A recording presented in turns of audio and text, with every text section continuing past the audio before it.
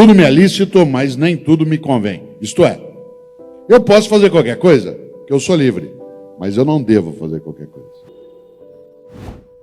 Não há escolha sem perda.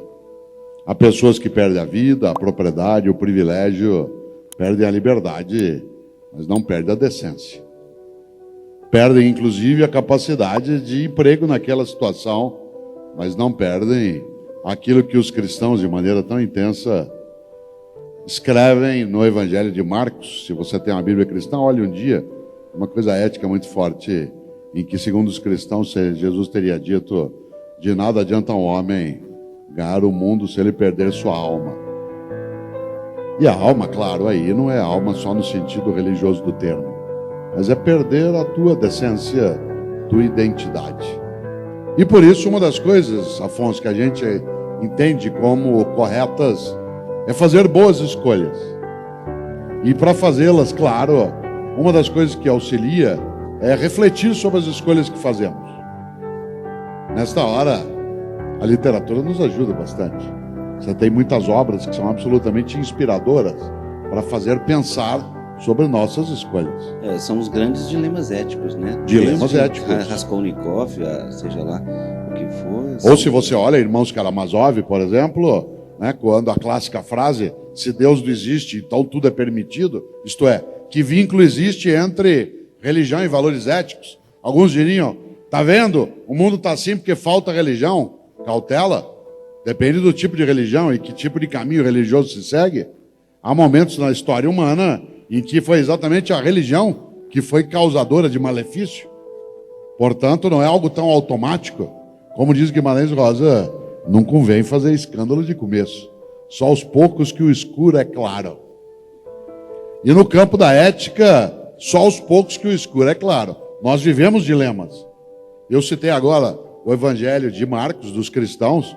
Vocês sabem que os cristãos têm um grande pensador, aliás, um grande teólogo, porque, como sabem, o cristianismo é uma religião sem teoria. Ele nasce sem teologia. O cristianismo é uma religião de prática que nasce sem teologia, isto é, sem um corpo teórico. O primeiro a construir um corpo teórico entre os cristãos será Paulo, um judeu chamado Saul, que depois vai ser chamado de Paulo. Paulo, sim, um homem que tem formação letrada, vai construir uma teologia para aquela prática de Jesus e seus seguidores. E ele faz essa teologia por intermédio de cartas éticas, cartas, epístolas. Se você já leu alguma vez uma delas, cada uma é uma carta sobre ética a determinada comunidade. Aos cristãos da comunidade de Corinto, ou de Roma, ou de Tessalônica, ou de Éfeso, todas têm conteúdo ético. Todas, sem exceção. Aquela que eu mais gosto, Paulo escreveu 2 cartas ao povo de Corinto, e a que eu mais gosto, com o perdão da palavra, a primeira carta aos Coríntios.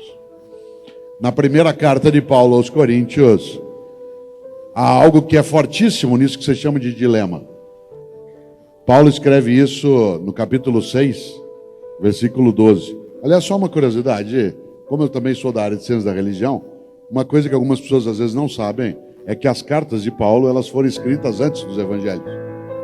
Embora na distribuição do texto no livro as cartas venham depois dos evangelhos, historicamente elas são anteriores aos evangelhos. Alguns dos evangelhos foram escritos 50, 60 anos depois das cartas de Paulo. Isso significa que são as cartas que influenciam parte do conteúdo. Já tinham sido lidos, né? Sim, eles influenciam parte do conteúdo dos evangelhos, inclusive na construção do evangelho de João, naquilo que traz um pouco mais de filosofia, para usar um termo mais comum. Pois bem, no capítulo 6, versículo 12, da primeira carta de Paulo aos Coríntios, há uma frase que tem a ver com um dilema, em que Paulo diz: tudo me é lícito, mas nem tudo me convém. Tudo me é lícito, mas nem tudo me convém. Isto é, eu posso fazer qualquer coisa, porque eu sou livre, mas eu não devo fazer qualquer coisa. O que é que eu não devo fazer? O que torna imunda a minha vida, o que mancha a minha trajetória, o que desonra a minha família, o que agride a minha comunidade. Tudo me é lícito, mas nem tudo me convém. Agora, nós não somos imunes à fratura ética. Um outro animal até teria essa possibilidade. Nós humanos não. Nós somos livres. Aliás, para fazer o benefício e o malefício. E eu diria algo que eu acho que vale para nós. Pena de quem não tem dilemas, que talvez é porque não reflita.